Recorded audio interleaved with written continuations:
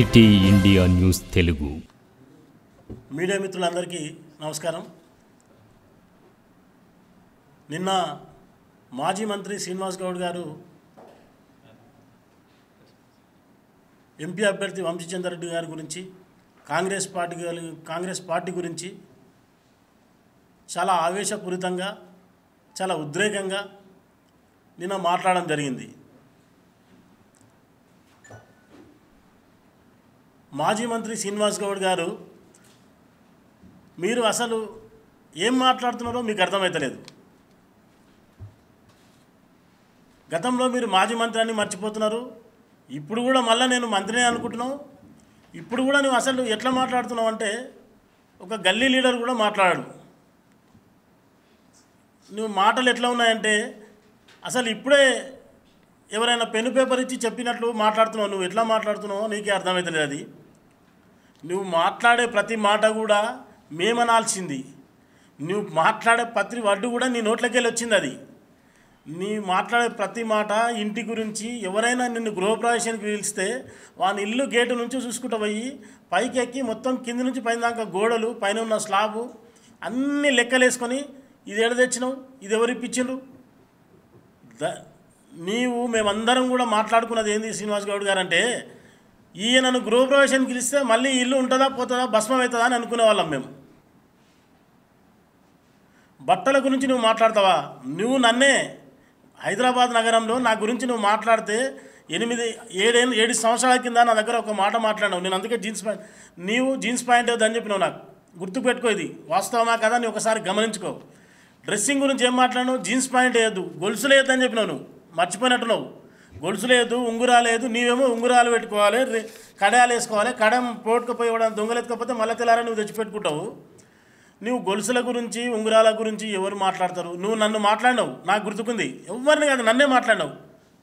రా అబద్ధం అంటే కూర్చుందాం, వేడంటే అలా కూర్చుందాం. ఒట్ల గురించి మాట్లాడితే నీ దగ్గర ఒట్ల గురించి మాట్లాడితే బాగాలేకుంటుంది. ఖచ్చితంగా ఒట్లే పెడదాం, దాన్ని వేడ కూర్చుంటాం. అన్నలేదు అని నీకు ఇష్టమైన వ్యక్తి మీద అన్న పెట్టు, ఇష్టమైన దేవుని మీద అన్న పెట్టు. నన్నే అన్నావు. డ్రెస్సింగ్ గురించి, బట్టలు జీన్స్ ప్యాంట్ వేసుకోకు, గొలుసులు పెట్టుకోకు, రింగులు పెట్టుకోకు. మేము కష్టపడి కట్టిన ఇల్లు, కష్టపడి కట్టిన అందరు దొంగతనాలు చేసి కడతారా? ఏం మాట్లాడుతున్నావు నువ్వు? ఆజాద్ ఏదో అంటారు కదా, మనం బజ్జాతికి ఎత్తుకున్నావు అన్నట్టుగా, ఎవడో వెనకడికి ఏమో అన్నట్లు నువ్వే ఉరుకుతున్నావు, నువ్వే ఉరుకులాడుతున్నావు. నిన్ను ఎవరేమన్నారని అంతగానో ఉరుకులాడుతున్నావు. ఇల్లు కూలగొడతానంట, ఇల్లు కూలగొడతారు, ఉరుకులాడుతూ ఇల్లు కష్టపడి కట్టుకున్నావు. మరి దొంగతనం చేసి కట్టినామని ఎవరైనా ఉన్నామా? అందరం కష్టపడితేనే కడతాం కదా ఇల్లు. మరి నువ్వు ఎట్లా కట్టినావు నీకు తెలవాలి. నువ్వు కట్టిన దాని గురించి మేము మాట్లాడం. కానీ అనవసరంగా ఆవేశపూరితంగా ఏదో మాట్లాడితే ప్రెస్లో వస్తుందనో, ఏదో మాట్లాడితే సింపతి వస్తుందనో, ఏదో మాట్లాడితే ఏదో వస్తుందనో నువ్వు ఆలోచించి మాట్లాడుతున్నావు. మాట్లాడేటప్పుడు నీవు బెదిరించి మాట్లాడుతున్నావా, నీవు అహంకారపూరితంగా మాట్లాడుతున్నావా, నీవు ఆవేశంగా మాట్లాడుతున్నావా, నీవు గర్వంగా మాట్లాడుతున్నావా? ఒక్కసారి ఆ వీడియో తీసి పబ్లిక్ చూడాలి. ఒకసారి నువ్వు చూసుకో, నీవెలా మాట్లాడుతున్నావు. అవతల ఎంపీ అభ్యర్థి గారు కానీ, మా ఎమ్మెల్యే శ్రీనివాస్ రెడ్డి గారు కానీ ఎలా మాట్లాడతారో ఒకసారి గమనించాలి. మీరు ఏముందంటే ఏదో మాట్లాడితే సింపతి వస్తుందని ఫీల్ అవుతున్నావు. ఏం సింపతి వస్తుంది? నిజంగా నువ్వు రాజకీయం చేసిన అంటున్నావు కదా, తొలి దశ మలి దశ ఉద్యమాల గురించి మాట్లాడుతున్నావు కదా. నువ్వు మాట్లాడే ప్రతి మాట అబద్ధం ఉంటుంది. వాస్తవంగా చెప్తున్నా, తొలి దశ ఉద్యమం గురించి 1969లో నారాయణ గౌడ్ సారు మూసపేటలో కత్తిపోట్లు ఓడిపించుకున్నాడని ఈరోజు మాట్లాడినావు నిన్నటి ప్రెస్ మీట్లో. గతంలో తొలి దశ ఉద్యమంలో బుల్లెట్ తగిలింది అన్నావు నువ్వు. అరే అప్పుడే బుల్లెట్ పోయి కత్తులు వచ్చానా? ఎవడన్నా ఉద్యమంలో కత్తులు తీసుకొని పొడుస్తున్నాయి పోలీసు వాళ్ళు, బుల్లెట్లు తీసుకొని కాల్చిరంట. ఈరోజేమో కత్తి తీసుకొని కత్తిపోట్లు పొడిచిన అంటున్నాడు. ఒక్కసారి మీరు రిపోర్టర్స్, మన మీడియా మిత్రులందరూ, గతంలో ఉన్నది కూడా ఉంది, నా దగ్గర ఉంది, ఈరోజు ఉన్నది ఉంది. ఒకసారి మీరు చూడండి. ఏం మాట్లాడుతున్నాడు అర్థమవుతలేదు. ఆయనకు ఆవేశంగా మాట్లాడుతున్నాడు.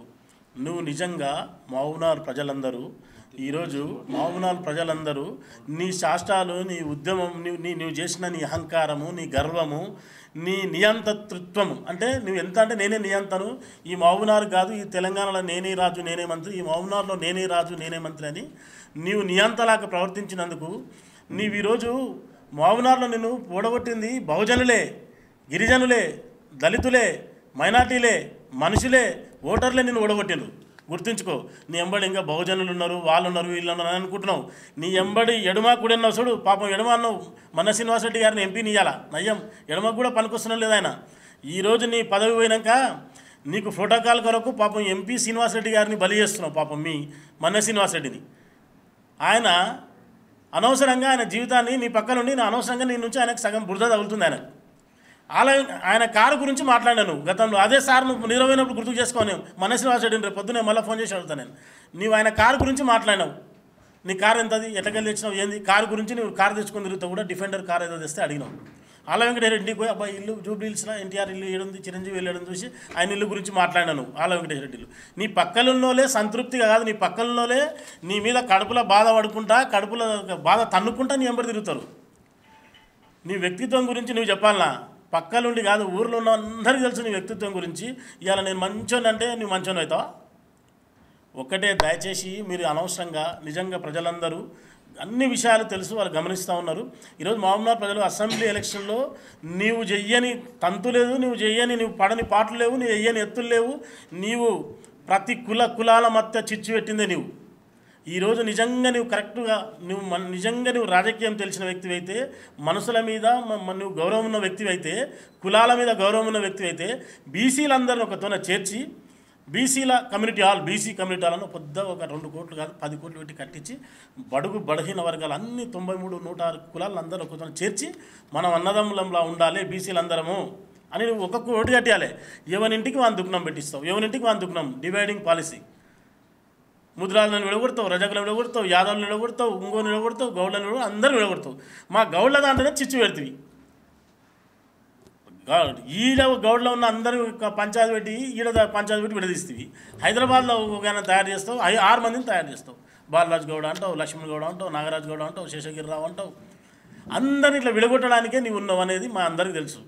ఈరోజు నిన్ను ఎలక్షన్లో ఓడగొట్టినా కూడా నువ్వు ఒక్కటే ఒకసారి ఆలోచించాలి, నువ్వు గమనించాలి. నిన్ను ఈరోజు ప్రజలందరూ ఒకరోజు గెలుపోవటమే దైవాధీనం అనుకొని నువ్వేం చేయాలంటే, ప్రజలు నన్ను ఈరోజు విశ్వసించలేదు, నాకు ఓట్లు వేయలేదు కాబట్టి నాలో ఏదో తప్పు జరిగింది, ఆ తప్పు ఎక్కడ జరిగింది అని ఒకసారి వెతుక్కోవడానికి నీకు కొంచెం విశ్రాంతి తీసుకో, ఆలోచించడానికి టైం తీసుకో. నువ్వు ఆలోచించి అసలు ఎందుకు ఓడగొట్టిండ్రు, నేను చేసిన తప్పులేంది, నేను చేసిన పొరపాట్లేంది, నేను చేసిన లోపాలేంది ఒక్కసారి నువ్వు ప్రశ్నించుకో. ఇంక ఇదేనా నీకు? అరే విశ్రాంతి తీసుకో. 100 రోజులు కాదే, 120 రోజులు కాలే మా ప్రభుత్వం వచ్చి ఓర్వలేక నువ్వు మాట్లాడుతున్నావు. కాంగ్రెస్ ప్రభుత్వం వచ్చినందుకు నువ్వు భరించలేకపోతున్నావు. ఏంది పదవి ఇంకా శాశ్వతమా? ఎవరికైనా పదవి శాశ్వతం కాదు కదా. ఈరోజు పదవి ఉంది, 10 ఏళ్ళు వెళ్ళినావు, ఏం లేకుండా వచ్చి వెళ్తే ఊరికైనా బజాతి నోరు ఉంది. నీకు నోరును చూసి నేను అనుకున్నాడు తెలియక కేసీఆర్ సగం నిన్ను పెట్టుకుని సగం కేసీఆర్ నాశనం అయ్యాడు. నువ్వు బజ్జాతి పెట్టుకుంటావు, అది ఊరికైనా ఏదో ఒక దుఃఖం తెరుస్తావు. ఆ రోజు తెలంగాణ అంటివి, పక్కలో ఉన్న పాపం కోదండరామ్ దొక్కుతూ, విఠల్ని దొక్కుతూ, ఇంకొన్ని స్వామిగౌడ్ని దొక్కుతూ, అందరు తొక్కి పైకి వస్తుంది. నోరు ఒకటి, నీ నోరుకు పేరుకొని కేసీఆర్ నీకు అన్నీ ఇవ్వాలి. ఈరోజు మళ్ళీ ఒక బీసీ అని కొత్తది తీసుకొస్తున్నావు దుఃఖం. ఇంకా ఇదొక దుఃఖం, అన్ని దుఃఖాలు అయిపోయినాయి, ఏం దుఃఖం తెరవాలరా అని రాత్రి మొత్తం ఆలోచన చేస్తాడు సార్. వాష్రూమ్లో కూర్చొని కూడా ఆలోచన చేస్తాడు. దుఃఖం ఏది అయితే ఈరోజు బీసీ దుఃఖం తెరిచినావు. మేమందరం బీసీలం కాదా? కాంగ్రెస్ పార్టీలో బీసీలం లేమా? కాంగ్రెస్ పార్టీలో ముదిరాజులు ఉన్నారు, గౌండ్లు ఉన్నారు, యాదవులు ఉన్నారు, దళితులు ఉన్నారు, గిరిజనులు ఉన్నారు, మైనార్టీలు ఉన్నారు. అన్ని కులమత జాతీయులన్నీ కలిసి ఈరోజు ఎన్ఎం శ్రీనివాసరెడ్డికి ఓటేస్తేనే ఎమ్మెల్యేగా అయ్యిండు. నువ్వు ఒక్కనే బహుజనువే. బహుజనులను ఎందుకు నువ్వు విడదీసి మాట్లాడతావు? వంశేంద్ర రెడ్డి నిన్ను ఏమన్నాడు? ఒకసారి నువ్వు ఎంత నువ్వు ఓర్వలేనితనం అనేది చెప్పాలనా? నువ్వు నెత్తి మీద ఆయనకు జర జుట్టు ఎక్కువ ఉందిరా భయ్, నాకంటే ఎక్కువ, నా జర ఎదుండే నేను ప్లాంటేషన్ చేసుకుని ఆయన జుట్టు ఎందుకు అంత మంచిగా ఉంది, ఆయన హైట్ ఎందుకు ఎక్కువ ఉంది, ఆయన ఎందుకంత తెల్లగా ఉన్నాడు. నీవు ఓర్వలేనోనివి. ఎవరికైనా జుట్టు ఎక్కువ ఉంటే కూడా కింద నుంచి మేము చూస్తారా ఈయన జుట్టు ఎట్లుందిరా భయ్, ఎట్లా పెరిగింది, ఏం తింటాడని చెప్పి తెలుసుకుంటాను. తెల్లంగి ఎవరైనా వేసుకుంటే నీవు తెల్లంగి చూసిన వాళ్ళు, తెల్లంగి గురించి మాట్లాడేటోళ్ళు మా వాళ్ళు చాలామంది పక్కన్నారు. దీన్ని చూసి కూడా వాళ్ళు లైకులు పెట్టాలి. నేను మాట్లాడిన మాట అబద్ధం అయితే వాస్తవం, ఇది సవాల్ విసులుతున్నా. తెల్లంగి గురించి ఒక ఆయన పాపం ఆఫీసరు ఈరోజు దాంట్లో వెహికల్ ఇన్స్పెక్టర్ ఎందుకు చెప్పాలి, షూస్ వేసుకొని పోయాడు. 10,000, 20,000 షూ వేసుకుంటే కిందికి మేము చూసి ఇట్లా షూస్ దికే చూస్తున్నాడు. నేనే ఉన్నా లైవ్లో. ఒక వాచ్ మంచి పెట్టుకుంటే ఓరు ఏంది అది? నీవు ఓర్వలేనితనం నీ పక్కన ఉన్న వాళ్ళకి కూడా తెలుసు. అది ఇదే రాజేశ్వర్ గౌడ్ నీ పక్కన ఉంటాడు. ఈయన భూమి మొత్తం ఇట్లకెళ్ళి, ఈయన ఇంతకుముందు ఎంత ఉండే ఇప్పుడు ఎంత వచ్చింది భూమి, ఇన్ని ఎకరాల భూమి ఎట్లకెళ్ళి ఉందని నువ్వు మాట్లాడిన రోజులు ఉన్నాయి. పక్కన వాళ్ళ మీదే నువ్వు దూతావు, కాలు దూతావు, పక్కన వాళ్ళతో పార్ట్నర్షిప్ పడతావు. నువ్వు భూ కబ్జా గురించి మాట్లాడినావు కదా, భూ కబ్జాలు ఎవరిది కాదని చెప్తున్నా. నువ్వు అన్నావు కదా ముక్కు భూమికి రాస్తా అని అన్నావు. సవాల్ విసురుతున్నా నేను.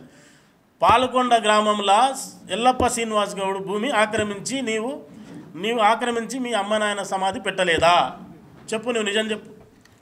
నువ్వు ఊరికే వస్తా, ఆ ఊరికే వస్తా. నువ్వు పాలకొండ ఫామ్ హౌస్ పాలకొండలో ఉంది కదా, నేను ఆడికే వస్తా.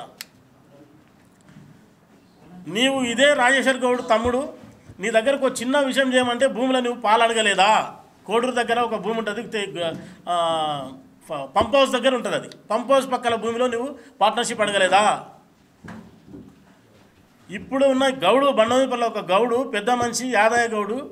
ఆ యాదయ్య గౌడు నీ పాల్కొండ నీ ఫామ్ హౌస్ పక్కన ఉన్న భూమిని నువ్వు భూమిని అడిగి నువ్వు ఆయన దాంట్లో పార్ట్నర్ నువ్వు భూమి నాకు అమ్ముతావా లేదని ఆయన నువ్వు నిలదీసి అడగలేదా?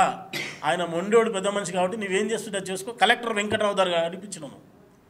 భూమి అమ్ముతాడా అడగడా, అమ్మడా చెప్పు యాదయ్య గౌడ్ ఏంది కథ అని చెప్పి. బండోదిపల్లి యాదయ్య గౌడ్ ఇప్పుడు కూడా ఉన్నాడు పెద్ద మనిషి. అరే నీవు అన్నీ చేసుకుంటా ప్రతి ఒక్కరిని నువ్వు ఎవరిని చూసినా ఆవేశపూరితంగా మాట్లాడతావు, అహంకారం మాట్లాడతావు, నేనే రాజు నేనే మంత్రి అనుకుంటావు. నీవే అన్ని కులాలు, నీవు బహుజనులు కాదు. నువ్వేమనుకుంటావు అంటే నేను ఒక వెలమ దొరను, నేను ఒక రెడ్డి రాజును. నీ ఫీలింగ్ అది ఉంటుంది. నేను ఒక మనిషిని అని ఫీల్ కావాలి. మనం మనుషులం. భగవంతుడు అమ్మ నాయన పుట్టిన మనం భగవంతుడు మనని ఏదో ఒక పని చేయనికే మనం పంపించిండు. చేసే పుణ్యం కలుగుతుంది, సేవ చేసే పుణ్యం కలుగుతుంది. ఇట్లనైనా చేసుకుంటా దేవుడా అని అనుకోవాలి. కానీ నేను నేను నేను నేను అని ఈరోజు నీ పరిస్థితి ఎందుకు తెచ్చుకున్నావు? ఈ భూమి మీద ఎవడైనా నేను అన్నోడు ఉన్నాడా? అదే నువ్వు చేసిన తప్పు. ఇప్పుడు కూడా నువ్వు కనీసం రియలైజ్ అవుతలేవు. అరే ఏం తప్పు చేసినా, నేను తప్పు చేసినట్టున్నా. పబ్లిక్ ఎందుకు ఇంత నేను మొత్తం కుల వ్యవస్థలు నియంబడి పెట్టుకున్నావు, మహిళా గ్రూపులను నువ్వు డామినేట్ చేసినావు, పోలీస్ వ్యవస్థ నీ దగ్గర పెట్టుకున్నావు, ఎంప్లాయీస్ నీ దగ్గర పెట్టుకున్నావు, అన్ని రకాలుగా పెట్టుకున్నావు. డబ్బులు విచ్చలవిడిగా తల్లినావు. నీ జీవితంలో మాత్రం నీ జేబులో నుంచి పైసలు ఖర్చు ఇప్పుడు పెట్టవు కానీ ఓన్లీ ఎలక్షన్లో పెడతావు. నువ్వు ఎక్కడి నుంచి సంపాదించిన ఏంటనేది నేను అంటలేను. నువ్వు డబ్బులు ఖర్చు పెట్టేది ఎప్పుడు నీకు మనసు ఎప్పుడు వస్తుంది అంటే ఎలక్షన్లో అప్పుడు గెలుపు కొరకు పెడతావు. అలా కూడా డబ్బులు విచ్చవిడిగా నీళ్ళలాగా ఖర్చు పెట్టినాం మనం. అయినా సరే మహబూబ్నగర్ ప్రజలు మంచేంది చెడేంది, ఎవరు మంచోళ్ళు ఎవరు చెడ్డోళ్ళు, ఎవరు సౌమ్యులు అని ఆలోచించి ఈరోజు నిన్ను ఓడగొట్టిరు. అది నువ్వు ఆలోచించవా? అరే 100 రోజులు కూడా నువ్వు రెస్ట్ ఎందుకు తీసుకో అంటున్నా. ఎందుకు నువ్వు ఇలా ఫ్రస్ట్రేషన్లో ఉన్నావు? ఊరి గురించి మాట్లాడతావు. చెల్ల వంశచంద్రెడ్డి ఎవరన్నా ఒకసారి మీరు ఆలోచించారు. చెల్ల వంశచంద్రెడ్డిది మన మహబూబ్నగర్ జిల్లానా కాదా? నిన్న మొన్న జిల్లాలు విడిపోవచ్చు కానీ చెల్ల వంశచంద్రెడ్డిది మహబూబ్నగర్ జిల్లానా కాదా నేను అడుగుతున్నా. నేను మరి నీదే జిల్లా, నువ్వు ఒక్కసారి గుర్తుంచుకో. చెప్పాలనా నీ జిల్లా ఏ జిల్లా? నువ్వు ఇక్కడ అందరం మహబూబ్నగర్లో వేరే ఊళ్ళో నుంచి మన తండ్రులు వచ్చి ఇక్కడ ఎంప్లాయీస్గా ఉండి నెక్స్ట్ మనం వీడినే పుట్టినాం పెరిగినాం. కానీ నువ్వు ఎడ పుట్టినో పెరిగినా అయితే నాకు నిజంగా ఐడియా లేదు. చదువుకుంటే ఇక్కడ మరి డిగ్రీ చేసినావు ఏం చేసినావు? మీది అలంపూరు మునగాల ఇటికాల మండలం నీది. మరి నీదే ఊరు, మరి నీవు లోకల్ కాదు అందున. నేను ఎట్లా మాట్లాడుతున్నారు మీరు? మాట్లాడేటప్పుడు ఒకసారి ఆలోచించి నలుగురు వింటే కూడా నమ్మేటట్టు ఉండాలి. నువ్వు మాట్లాడితే కథం నువ్వు చెప్పిందే కరెక్ట్ అనుకుంటున్నా. ఇంకా దయచేసి ఒకటే చెప్తున్నా, అనవసరంగా ఏదో కులాల మతాల మధ్యలో చిచ్చు పెట్టే వ్యక్తి నువ్వు. నీకేం దుఃఖనం తెరతలేదు కాబట్టి ఈ బీసీ దుఃఖనాన్ని తెరవనికే నువ్వు ముందుకున్నావు. ఇప్పుడు ఈ బీసీ దుఃఖనం నువ్వు ముఖ్యంగా ఈ బీసీ దుఃఖనాన్ని నువ్వు తెరవాలని చూస్తున్నావు. అందరికీ కూడా అర్థమైపోతుంది. ఏ దుఃఖనాలు తెలిసినా సరిపోదు. మహబూబ్నగర్ ప్రజలు నిన్ను మాత్రం విస్మరించిండ్రు. మహబూబ్నగర్ ప్రజలు నిన్ను హేట్ చేస్తున్నారు. అరే ఇకనైనా మారు, కనీసం రియలైజ్గా. ఎంత అహంకారపూరితంగా మాట్లాడుతున్నావు. దయచేసి శ్రీనివాసరావు గౌడ్ గారు మీకు ఒకటే మాట చెప్తున్నా, దయచేసి అనవసరంగా ఏదో మాట్లాడితే నేను హీరోని అయిపోతా కానీ మాత్రం మాట్లాడద్దు. దయచేసి కులాల మతాల మధ్యలో చిచ్చు పెట్టద్దు. మహబూబ్నగర్లో నువ్వు ఎవరికి చేసినావు? బీసీల పైన కేసులు పెట్టలేదా? ఎంతమంది బీసీల పైన కేసులు పెట్టావు? నువ్వు పంచాయతీలు చేసిందే బీసీలతోనే కదా. నువ్వు ఏ రెడ్డిలతో కొన్నావు? రెడ్డిలతో కొన్నావు, ఎవరితో కొన్నావు? ఆ రోజు చెప్పండి. బూరు సుధాకర్ రెడ్డి గారు, బూరు సుధాకర్ రెడ్డి అంటే ఆయన మున్నూరు కాపు. బూరు సుధాకర్ రెడ్డి మరి బీసీ కాదా? ఎన్పి వెంకటేష్ బీసీ కాదా? వినోద్ కుమార్ దళితుడు కాదా? ఒక లక్ష్మణ్ యాదవ్ బీసీ కాదా? రమేష్ బీసీ కాదా? ఒక లక్ష్మణ్ నాయక్ ఉండే ఆయన మీద లంబడాయన ఎస్టీ బిడ్డ ఆయన కాదా? ప్రతి ఒక్కరి మీద ఎవరి మీద చూసినా నువ్వు పెట్టిందే బీసీల మీద. ఈరోజు చిచ్చులు పెట్టిందే బీసీల మీద. నువ్వు అసలు నువ్వు డామినేట్ చేసిందే బీసీలను కదా. ఈరోజు నీకు బీసీలు గుర్తుకొచ్చిండ్రా? దయచేసి మళ్ళీ అనవసరంగా మాట్లాడి ఒకసారి నువ్వు ఆలోచించి నేను మాట్లాడిన మాటలు అర్థం ఉందో లేదో. దయచేసి మళ్ళీ ఇంకోసారి కాంగ్రెస్ పార్టీని నువ్వు పడిపోతుందని 10 రోజులకు నువ్వు రూమర్స్ చేసినావు. 10 రోజులకే కాంగ్రెస్ పార్టీ పడిపోతుంది, అయిపోతుంది, కేల్కతం అని చెప్పి ఇదే టీఆర్ఎస్ పార్టీలో కూర్చొని ఆ రోజు నా పక్కన ఉన్న కౌన్సిలర్లు ఆ రోజు ఆయన పక్కన ఉన్నారు. మా కౌన్సిలర్లు అందరూ పార్ట్ ఆఫీస్లో కూస్తే తిక్కలేసిందా మొత్తం మాతో ఉన్నారు, మా సార్ చేతిలో ఉన్నారు, బటన్ వస్తే పడిపోతుంది ప్రభుత్వం అని చెప్పిండు 10 రోజులకే. ఓర్వలేక నోటికొచ్చిన మాటలు మాట్లాడతావు, నువ్వే ఓర్వలేని మాటలు మాట్లాడినావు. ఈరోజు మీ ప్రభుత్వం పడిపోయిన తర్వాత మీ పార్టీ పరిస్థితి ఏముందో తెలుసు కదా. పార్టీలో ఉన్న ప్రతి ఒక్కరు కూడా ఎలా బయటకు వస్తున్నారు, ఎట్లా అందరు యువతలకు వస్తున్నారు. చివరికి నీ మీద కూడా రూమర్స్ వస్తున్నాయి.